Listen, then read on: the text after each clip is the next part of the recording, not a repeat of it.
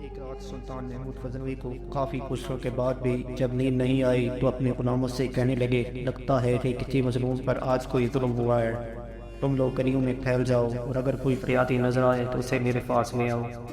تھوڑی دیر بعد وہ سب واپس آ کر کہنے لگے، سلطان ہمیں کوئی بھی فریادی نہیں ملا، آپ آرام سے سو جائیں۔ سلطان کو جب پھر بھی نیند نہیں آئی تو وہ کپڑے بدل کر خود محل سے باہر نکلا۔ محل کے پچھلے حصے میں حرم سرا کے نزدیک انہیں کسی کی فریاد سنائی دی، اے اللہ، سلطان محمود اپنے مصائبوں کے ساتھ محل میں ایسی عزت کی زندگی گزار رہا ہے اور محل کے حق میں مجھ پر یہ ظلم توڑا جا رہا ہے۔ سلطان نے کہا، کیا بات کر رہے ہو؟ میں محمود ہوں اور تمہاری فریاد رسی کے لیے آیا ہوں، مجھے بتاؤ کیا ظلم ہوا ہے تمہارے ساتھ؟ اس شخص نے کہا، آپ کے فاسٹ میں سے ایک شخص جس کا نام میں نہیں جانتا ہر رات میرے گھر آتا ہے، میری بیوی پر ظلم و تشدد کرتا ہے، اس وقت وہ کہاں ہے؟ سلطان نے کہا۔ تو اس شخص نے جواب دیا، شاید اب چلا گیا ہوں۔ سلطان نے کہا، جب وہ دوبارہ آئے تو فوراً آ کر مجھے اطلاع کر دیں۔ پھر سلطان نے محل کے دربان کو وہ شخص دکھایا اور کہا، جب بھی یہ دربار میں آئے اسے سیدھا میرے پاس پہنچا دو، اگر میں نماز کی حالت میں بھی ہوں تو پرواہ مت کرو۔ اگلی رات وہ شخص سلطان کے پاس آیا، بتایا تو وہ شخص اس وقت اس کے گھر میں ہے۔ سلطان اسی وقت تلوار ہاتھ میں لیے اس شخص کے ساتھ چل پڑا۔ جب اس کے گھر کے قریب پہنچا تو اس سے کہا کہ گھر کے سارے چراغ بجھا لو۔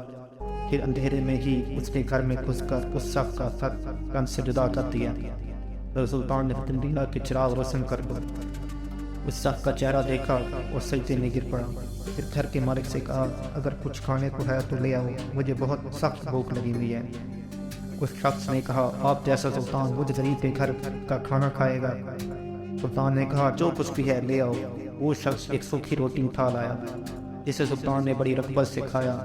وہ شخص سلطان سے پوچھنے لگا کہ چراغوں کو بجھانا، سجدہ کرنا اور روٹی طلب کرنے کے پیچھے آخر کیا بھاگ رہا ہے؟ سلطان نے فرمایا، میں نے جب تمہاری داستان سنی تو سوچا کہ میرے سلطنت میں ایسا ظلم کرنے کی ہمت صرف میرے کسی بیٹے کو ہی ہو سکتی ہے۔ اندھیرا کرنے کو اس لیے کہا تھا کہ والدانہ شفقت میرے انصاف کے راستے میں حائل نہ ہو جائے۔ چراغ جلنے پر جب میں نے دیکھا کہ وہ میرا بیٹا نہیں ہے تو میں سجدہ شکر بجا لایا۔ کھانا اس لیے مانگا کہ جب سے مجھے تمہاری مصیبت کا علم ہوا ہے میں نے اللہ کے سامنے قسم کھائی تھی کہ جب تک تمہیں انصاف نہیں مل جاتا میرے اوپر روٹی حرام ہے۔ اس وقت سے لے کر اب تک میں نے کچھ کھایا تھا نہ ہی پیا تھا۔